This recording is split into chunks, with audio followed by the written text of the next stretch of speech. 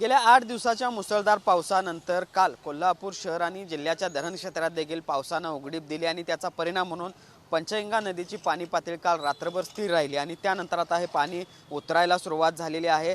खरं तर पंचगंगा नदीनं धोका पातळी ओलांडल्यानंतर हे सगळं पंचगंगा नदीचं पाणी जे आहे ते शहरातल्या काही भागांमध्ये जायला सुरुवात झालेली होती आणि एकूणच आपण बघतोय या सगळ्या पंचगंगेच्या पाण्यासोबतच मोठ्या प्रमाणावर कचरा या सगळ्या परिसरामध्ये आलेला होता।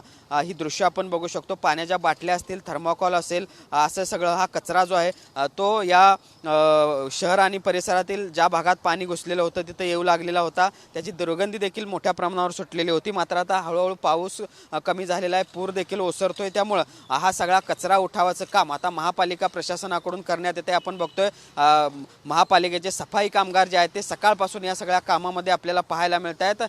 हे पूर ओसरल्यानंतर कोणत्याही प्रकारे दुर्गंधी सुटून आज कुठल्याही प्रकारची हानी होऊ नये, लोकांच्या आरोग्याचा प्रश्न निर्माण होऊ नये याची खबरदारी महापालिका प्रशासन आणि आरोग्य कर्मचाऱ्यांकडून घेतली जाते, सफाई कर्मचाऱ्यांकडून घेतली जाते। आणि म्हणूनच आपण बघतोय जसजसा पूर ओसरतोय किंवा पाणी जसजसं कमी होतंय तसतसं हे कचरा उठावाचं काम आता सुरू करण्यात आलेलं आहे। आणि त्यामुळं एका बाजूला पंचगंगा नदीची पाणी पातळी कमी होत असताना शहरातील पूर देखील ओसरत असतानाचं चित्र पाहायला मिळतंय, तर दुसरीकडे महापालिका प्रशासन आणि सफाई कामगार देखील सकाळपासूनच ह्या सगळ्या पुरामुळे आलेलं जो काही कचरा आहे किंवा जी काही दुर्गंधी आहे ते साफ करण्याचं कामामध्ये व्यस्त असल्याचं देखील चित्र शहरभरामध्ये कोल्हापुरात पाहायला मिळतंय।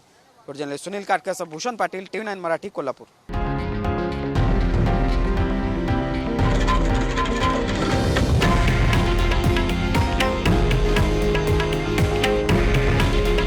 हे आहे देशातील नंबर 1 न्यूज नेटवर्क आणि आपण पाहत आहात TV9 मराठी। काळजी तुमची, हित महाराष्ट्राचं।